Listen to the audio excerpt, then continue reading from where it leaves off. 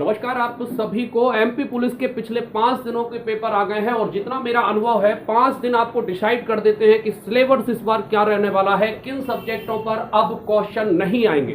बिल्कुल सही कि कौन कौन से टॉपिक होंगे जिन पर अब आपको पढ़ना बंद कर देना चाहिए। स्पष्टता मैं कह रहा हूँ, सारे टॉपिक पर हम चर्चा करने वाले हैं। खास तौर से हम मैथ्स से लेकर के रीजनिंग और जीके और साइंस और कौन सा एक सब्जेक्ट जो है, 2 सब्जेक्ट में चेंजेस आया है। एक तो जीके में एक नया सब्जेक्ट जुड़ गया है और दूसरा रीजनिंग में किस तरह के क्वेश्चन पूछने लग रहे हैं, क्योंकि रीजनिंग का क्राइटेरिया काफी ज्यादा है। बहुत ही महत्वपूर्ण ये वीडियो होगा, शेयर कर देना उन सबके साथ जो आपके परिचित हो।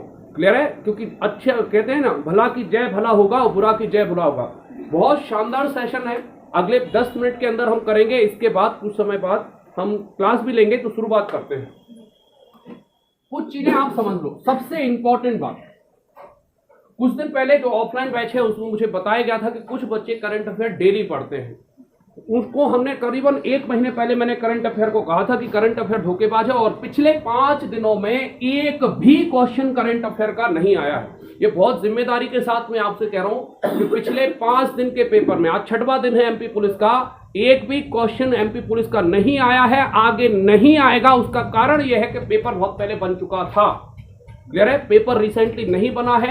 अगर पेपर रिसेंटली बना होता तो निश्चित रूप से उसमें करंट अफेयर के क्वेश्चन होते। 5 दिन से एक भी क्वेश्चन एमपी का या ऑल वर्ल्ड में करंट अफेयर ना आना आपको बता रहा है कि करंट अफेयर की तरफ आप ना ही जाओ तो बहुत अच्छा होगा। दूसरा बड़ा अपडेट है कि पर्यावरण इंट्रोड्यूस हुई है। पर्यावरण, क्लियर है? पर्यावरण से क्वेश्चन 10-10 आने लग रहे हैं। तो ये बहुत इंपॉर्टेंट सब्जेक्ट है जो कि अब तक शामिल नहीं हुआ था। पर्यावरण की हद इतनी ज्यादा है कि मध्य प्रदेश से भी ज्यादा क्वेश्चन पर्यावरण के आने लग रहे हैं। तो ये नया सब्जेक्ट है, इस समय आपको पढ़ना जोखिम भरा होगा।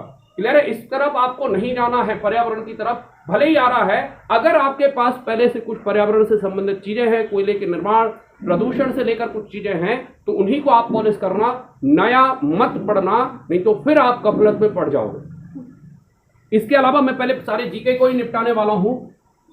जीके में एक और चीज हो रही है जिसको हम कहते हैं, एक शब्द आता है कूट वाले सवाल। इनकी भरमार आने लगी है। मतलब अब आपसे एक क्वेश्चन से एक आंसर नहीं होंगे, आपको पेयर मिलाने होंगे। मतलब अगर वो नदियां पूछेगा तो एक क्वेश्चन में 2-2 नदियां पूछने लगेगा। तो अब कूट की संख्या बढ़ चुकी है। इस हिसाब से इस बार जो एमपी का जीके है वो आपको एक क्वेश्चन में 2 से 3 क्वेश्चन करने लग रहा है। ठीक है? मतलब आप पहले जैसा पेपर नहीं आ रहा है।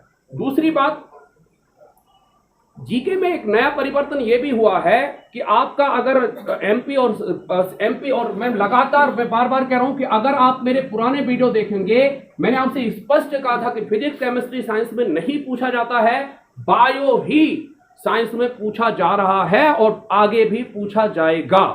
क्लियर है? तो इस तरह से बायो जो है काफी इंपॉर्टेंट है साइंस के हिसाब से। एमपी के हिसाब से आपको बता चुका हूं।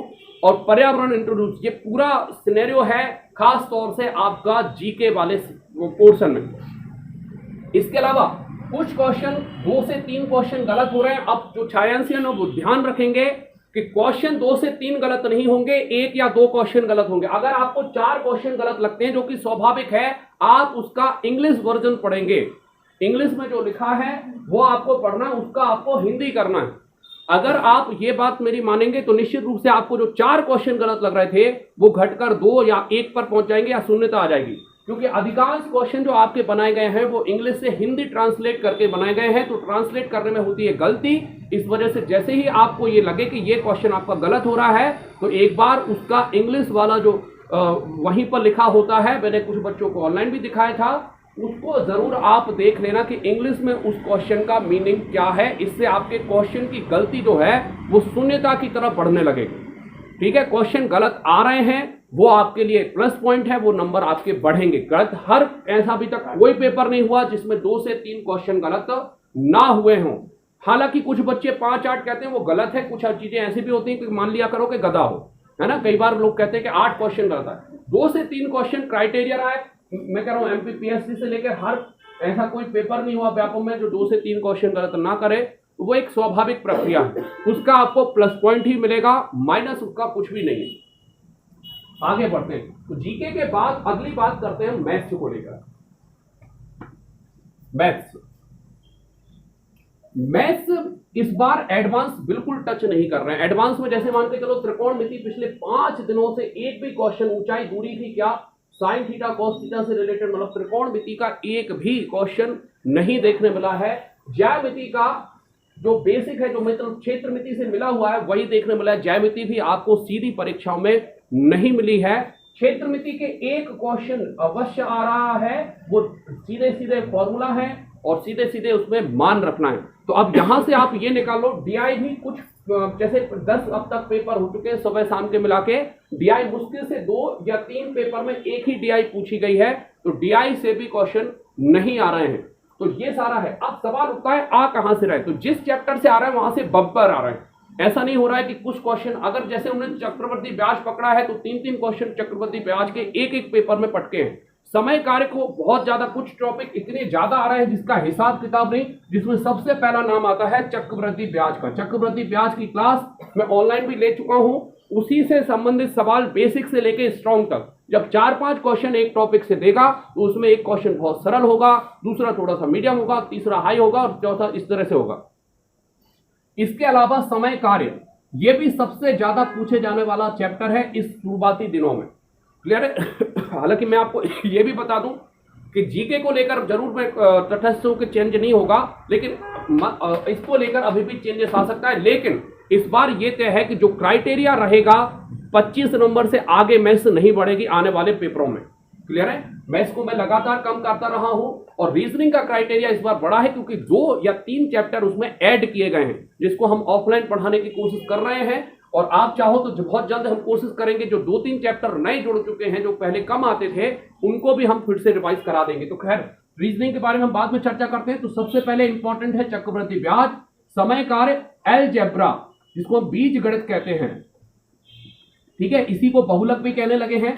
बीज गणित अगर आपकी क्लियर है तो बीज गणित का क्वेश्चन हर पेपर में आया ही आया है। क्लियर है? इसके अलावा हम अगर बात करें कुछ छुटपुट क्वेश्चन के, तो सबसे इंपॉर्टेंट है बट्टा ज्यादा पूछ रहा है कंपेयर लाभ हानि के। ये सारी मैंने क्लासें अधिकांश मैंने लास्ट के दिनों में ली हैं और भी ऑनलाइन कोशिश करेंगे कि लिंक लेने की कोशिश करेंगे। इसके अलावा नंबर सिस्टम में आपका जो है भाग के नियम से संबंधित सवाल, नंबर सिस्टम, और यहीं पर आप सरलीकरण, इससे क्वेश्चन भी काफी ज्यादा आ रहे हैं। आप एक चीज की गांठ बांध लो कि सिलेक्शन उसका होगा जो लंबे समय से तैयारी कर रहा है। जो अभी अभी पढ़ रहे हैं उनका इस बार सिलेक्शन होना नामुमकिन सा लगता है। अगर भाग्य साथ दे जाए तभी है, बाकी सिलेक्शन केवल उनका होगा जो लंबे समय से चल रहे हैं और किसी भी चैप्टर पर कुछ कह सकते हैं। मतलब उस चैप्टर की बुनियाद बेसिक इतना ज्यादा आ रहा है, अगर कोई क्वेश्चन की जान है तो वो पूछना लग रहा है। उसका उदाहरण है, आप सीआई के क्वेश्चन देखो तो सीधा सीधा मूलधन है, दर है और समय है।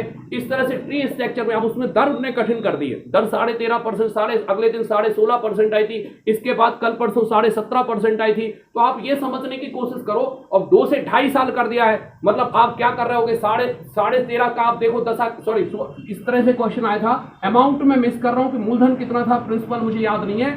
दर मुझे सॉलिड याद है कि 13.5% थी और समय था 2 वर्ष 6, 16.5% थी, समय था 2 वर्ष 6 माह। तो यहां पर ये चीज अब आप जरा समझने की कोशिश करो कि आपका परसेंटेज वो कितने स्थानों तक जाना चाहता है। लगभग 3 से 4 स्थानों तक वो आपसे परसेंटेज पर दावेदारी रख रहा है कि आपको परसेंटेज काफी स्पष्ट हो। इसके अलावा अगर हम बात करें तो एलसीएम एचसीएफ से एक क्वेश्चन, औसत से एक, आयु संबंधी सवाल एक, और इसके अलावा ट्रेन, यस, ये तीसरा अगर हम यहां पर रखें तो ये है ट्रेन से क्वेश्चन। अब तक ऐसा नहीं हुआ है कि ट्रेन से क्वेश्चन ना आए। वही बात करें यदि नदी नाव धारा से, तो उससे क्वेश्चन नहीं आए हैं। हालांकि समय कार्य जो है कुछ पेपरों में नल टंकी के सवाल अब मिलना चालू हुए हैं, बाकी समय कार्य ही आ रहा है। तो ये सारा था। अब बात करते हैं हम रीजनिंग की। रीजनिंग में असमानता जो है, नया तरह की आपको पढ़ाएगा रीजनिंग वाला टीचर, कुछ इस तरह की जो असमानता है ना, तो वो सारी चीजें आने लग रही हैं। नया चैप्टर है, देखेंगे कथन निष्कर्ष, वेन डायग्राम, कोडिंग डिकोडिंग, दिशा दूरी और रक्त संबंध। तो ये कुछ एक नए और पुराने से चैप्टर है जो आने लग रहे हैं। रीजनिंग की क्राइटेरिया बढ़ाया है, नंबर बढ़ा दिए हैं, क्योंकि रीजनिंग में दिक्कत ये होती है हमारे यहाँ छोड़ करके कि रीजनिंग में टीचर अलग से हायर नहीं होता है। मैथ्स व्यक्ति कोई भी जब मैथ्स रीजनिंग टीचर पढ़ाता है तो मैथ्स को ज़्यादा और रीजनिंग को कम पढ़ाता है। क्लियर है? उम्मीद है आप सारी चीज़ें समझ गए होंगे। दो चार बातें आप समझ लो।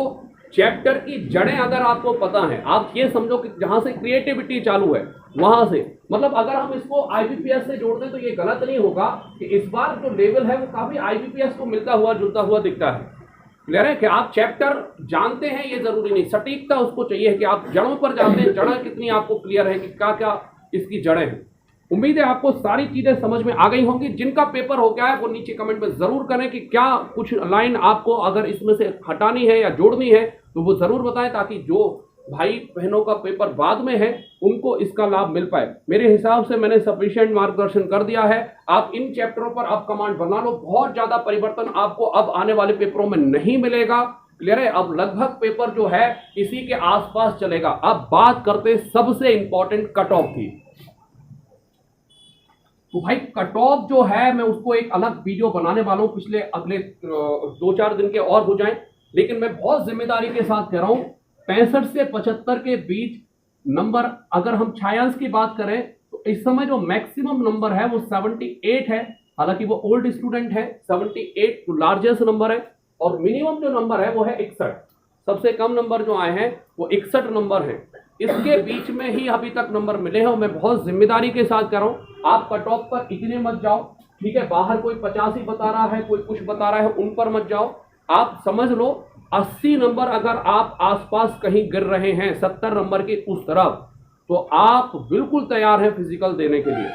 क्लियर है? इस पर मैं एक अलग वीडियो बनाने वाला हूँ बहुत जल्द, ताकि आपकी एक घबराहट जो है वो कम हो सके। क्लियर है? ज्यादा घबराने की जरूरत नहीं है, बस ये समझने की जरूरत है कि हमें पढ़ाई लगातार रखना है और कट ऑफ ज्यादा नहीं जाना है, बहुत ज्यादा कट ऑफ नहीं जाना है किसी भी कैटेगरी की। लग रहा होगा आपको कि आगे भगवान जाने, लेकिन अभी तक जितना है वो यही है। हाँ, पहले दिन की पहली शिफ्ट जो बहुत लड्डू आई थी उसकी बात अलग कर दे तो आप ये भी समझो, इसीलिए नॉर्मलाइजेशन होता है। ऐसा नहीं होगा कि पहले दिन के सारे बच्चे ले लिए जाएं।